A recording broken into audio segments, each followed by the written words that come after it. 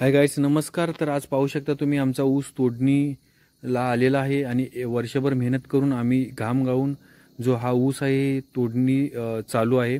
तर ही लोक जे कुठून आलेले त्यांची पूर्ण माहिती मी तुम्हाला सांगण्याचा प्रयत्न केला आहे आणि ते तुम्हाला पूर्णपणे माहिती देतील. तर किती मोठी मेहनत असते ह्याच्या मागे आणि शेवटपर्यंत हा व्हिडिओ पहा आणि आवडला तर नक्कीच लाईक अँड शेअर करा. तर हे तुम्हाला माहिती सांगतील तर तुम्ही ऐकू शकता. तर नाव काय तुमचं म्हटलात? गणेश चव्हाण. तर हे ह्या टोळीचे मुकादम आहेत. तर ही टोळी सध्या फराळ्याला चालू आहे. तर फराळे कारखाना म्हणजे तालुका राधानगरी, जिल्हा कोल्हापूर. तर ह्या ठिकाणी आमच्या तालुक्यामध्ये हा एक फराळे कारखाना आहे. तर इथे यांची टोळी आहे. तर आज तुम्ही कुणाच्या गाडीवरती हे काम करताय ऊस तोड म्हणून? सोमनाथ पाटील, त्यांचं गाव खेंडीवरवडे. तर हे सोमनाथ पाटील म्हणून आहेत, त्यांच्या गाडीवरती हे काम करतात. तर एकंदरीत तुमचे किती एकूण कोयते आहेत? तर तुमचे कोयते एकूण किती आहेत म्हटलात? 6 कोयते आहेत. तर यांच्याकडे 6 कोयते आहेत. तर सोमनाथ पाटलांकडे तुम्ही किती वर्ष झाली आज टोळी म्हणून काम करताय? 5 वर्ष झाली. हे जे गणेश चव्हाण म्हणून आहे ते आज 5 वर्ष होऊन गेली. तर आज हे आमच्या सोमनाथ पाटील यांच्याकडे काम करताय. तर आमचा कोल्हापूर जिल्हा तुम्हाला कसा वाटला? चांगला वाटला. आमच्याकडची लोक कशी आहेत? तर आमच्याकडची लोक सुद्धा यांना आवडलेले आहेत. आणि महत्वाचं म्हणजे ह्यांना आमचं वातावरण कसं वाटलं आमच्या कोल्हापूर जिल्ह्याचं? आणि ऊस कसे आहेत? अच्छा. तर तुम्ही जे हे टोळी करताय तर तुम्हाला याच्यातून फायदा काय मिळतो? होतोय ना. तर तुम्हाला याचं कमिशन मिळतं, प्लस पगार मिळतो आणि तुम्हाला सो इच्छेने शेतकरी पण देतो.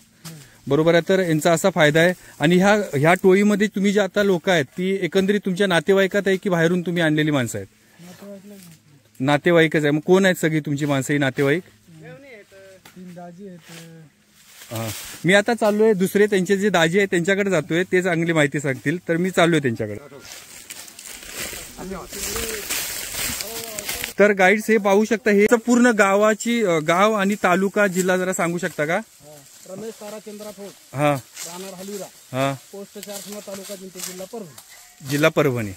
तर असा हा त्यांचा मुकादम कुठला? मुक्कादम शेनगाव तालुका. शेनगाव तालुका म्हणजे पांडुरंग चव्हाण, हा, राहणार होलगिरा, हा, तालुका शेनगाव, पोस्ट 11, हा. तालुका शेनगाव, जिल्हा हिंगोली. ओके. म्हणजे हे सगळे महाराष्ट्रातलेच आहेत, फक्त परभणी जिल्ह्यातले आहेत. ओके. हिंगोलीतला मुक्कादम आहे, हा. परभणीतला कामगार. ओके ओके ठीक आहे. जे आता तुम्ही मुकादम पाहिले ते त्यांचे हे दाजी आहेत. तर तुम्ही किती नंबर दाजी आहात? तिसरा नंबर आहे. तर किती तुम्ही आता म्हणजे हे सगळं जे तिघे एकूण टोटल दाजी आणि तुमच्या सगळ्यांच्या मिसेस म्हणजे त्याच्या बहिणी, तर असे एकूण यांचे 6 कोयते आहेत आणि यांची मुलं असे धरून इथं साधारणतः तुम्ही वर्षाचा ऊस किती काढता? 1700-1800 2000च्या आसपास ह्यांचा ऊस होतो. तर आमचा राधानगरी तालुका तुम्हाला पूर्णपणे आवडलेला आहे. आमच्याकडची लोक सुद्धा तुम्हाला आवडलेले आहेत. तर खूप छान. तर पाहू शकता. पण हे सकाळी तुम्ही किती वाजता ऊस तोडण्यासाठी येता? सकाळी 6 वाजता येते ते संध्याकाळी परत किती वाजता येतात? टायमिंग नसतं. 8 रात्री 9 वाजता. म्हणजे एक रोजची एक गाडी ते काही पण करून गाडी भरून गेली की सुट्टी. तर दिवसभर ही लोक काम करतात. तर ह्यांची किती मेहनत आहे ते पाहू शकता तुम्ही. आणि हे बघा, हे जे दिसत आहेत हे समोर हे त्यांचे मोठे साडू आहेत. त्याच्यानंतर हे जे आहेत हे 2 नंबर, चौथा नंबर आणि तुम्ही तिसरा नंबर. आणि गावाला एक त्यांचे आहेत. तर हे असा त्यांचा फॅमिली कुटुंब एकत्र येऊन हे टोळीचं काम करू शकता. तर ही जी मुलगी जी आहे ही फक्त 12 वर्षाची मुलगी आहे. 11 ते 12 वर्षाची मुलगी आहे. ही मुलगी म्हणजे स्वतःच्या पोटासाठी काय करावं लागतं. तर ज्यावेळी ती गावाला जातात त्यावेळी ही परत आपल्या शाळेमध्ये जाऊन ती शिक्षण घेतात. तर यांची मी साधारणतः पूर्ण माहिती थोडीफार गोळा करण्याचा प्रयत्न केला. तर किती मेहनत आणि पूर्णपणे सकाळी 6 वाजल्यापासून ते रात्री 8-9 वाजेपर्यंत हे असं गाडी भरण्याचं काम करतात. तर किती मेहनत असते ह्या लोकांसाठी. का तर तिकडे पावसाचं प्रमाण कमी असल्यामुळे म्हणजे पाऊस नसल्यामुळे त्यांची शेती भरपूर आहे. पण शेती भरपूर असून उपयोग काय, तर पाऊस म्हणजे बळीराजाचं तिकडे जास्त हे नसतो, आगमन नसतं. त्याच्यामुळे ह्या लोकांना आपल्याकडे ऊस तोडणीसाठी यावं लागतं. आपल्या पोटासाठी आपल्याला यावं लागतं. मुलांचं शिक्षण, मुलींचं लग्न त्याच्यानंतर आपल्या मुलांचं लग्न करण्यासाठी ही लोक जे असतात ती येतात परवा मस्त आलं आणि हे असं काम करतात. फक्त 4-5 ते 6 महिने ही लोक पूर्णपणे म्हणजे आपलं गाव सोडून इकडे गावाला येऊन हा जो ऊस तोडण्याचा व्यवसाय करतात. आणि त्यांना आमचा कोल्हापूर जिल्हा पण पाहू शकता पण किती मेहनत आहे. ऊस सकाळी येऊन तोडायचा, त्याच्यानंतर ते बांधायचा, बांधल्यानंतर हे असा गाडीमध्ये भरायचा आणि गाडीमध्ये भरल्यानंतर तो असा कोयता करून पूर्णपणे बघा असं हे बारीक करून करून ही लोक भरतात. कारण का तर तो वजन सुद्धा चांगला आला पाहिजे म्हणून.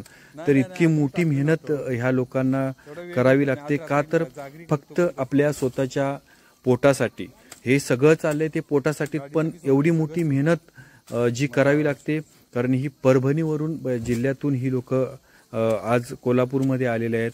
आणि त्यांचे खरंच आम्ही जे शेतकरी लोक आहोत त्यांचे आभार आहेत. कारण ती लोक येतात म्हणून आज आमचा ऊस हा लवकरात लवकर जातो कारखान्याला. आमच्याकडे आता गौरेड्यांचं पण भरपूर प्रमाण आहे, परंतु ही लोक आल्यामुळे थोडा ऊस पण लवकर जातो आणि त्याच्यानंतर आम्हाला शेतातली कामं करायला पण जरा बरं पडतं. तर पाहू शकता तुम्ही हे किती मेहनतीचं काम आहे. आता दुपारचे संध्याकाळी 3-3:30-4 वाजलेले आहेत आणि ह्यांनी सुरुवात केलेली आहे. म्हणजे दिवसभर ऊस तोडायचा आणि संध्याकाळच्या वेळेत हा ऊस भरून रात्री 9-10 किती वाजतील तिथपर्यंत भरायचा आणि पुन्हा घरात जाऊन या महिलांनी जाऊन जेवण बनवायचं आणि सर्वांना जेवण वाढायचं. एवढी मोठी मेहनत करावी लागते. तर हे पाहू शकता तुम्ही. हे जे लाईव्ह दृश्य आहे ते मी दाखवायचा प्रयत्न केलेला आहे. तर नक्कीच आवडलं तर शेअर अँड लाईक करू शकता तुम्ही. गेल्या वर्षी आमच्याकडे आलेल्या बायका म्हणत होत्या. आणि महत्वाचं म्हणजे ही हा जो धंदा करतात म्हणजे ऊस तोडण्याचा, ऊस भरण्याचा, तर पूर्णपणे हसत खेळत आणि म्हणजे कधी असा कंटाळ करत नाहीत किंवा एकमेकावर असं चिडणे, भांडणं करणे, मारामारी करणे किंवा असा हा अजिबात त्यांच्याकडे प्रकार नाही. कारण आज मी 5-7 दिवस झाले बघतोय ही टोळी माझ्याकडे एकसारखी काम चालू आहे यांचं. तर बघतोय तर पूर्ण अशा आनंदात हसत खेळत हा जो ऊस तोडण्याचा कार्यक्रम, गाडी भरण्याचा कार्यक्रम अगदी एकदम चांगल्या पद्धतीने करतात. त्याच्यामुळे आम्हाला पण आनंद आहे. आणि महत्त्वाचं म्हणजे ऊस तोडताना सुद्धा ते पूर्ण शेतकऱ्याचं म्हणजे चांगला फायदा बघतात. कारण ऊस म्हणजे वाड्यामध्ये ऊस न येण्याचा सुद्धा ते प्रयत्न करतात आणि खालून सुद्धा चांगला ऊस तोडण्याचा प्रयत्न करतात. त्याच्यामुळे खरंच एवढं चांगलं मेहनतीचं काम करतात ही लोक आज म्हणजे आमच्या लोकांच्यासाठी आणि प्रामाणिक प्रयत्न करतात. तर खरंच यांचे उपकार जितके मानावी तितकेच कमी आहेत. आणि बघा की महिला सुद्धा किती मेहनतीने काम करतात आणि हसत खेळत अगदी मस्त मजेत ते बघा मस्त एन्जॉय करत आनंदात अगदी गाडी भरतायत. मग ह्यालाच मजा म्हणतात. जय हिंद, जय महाराष्ट्र.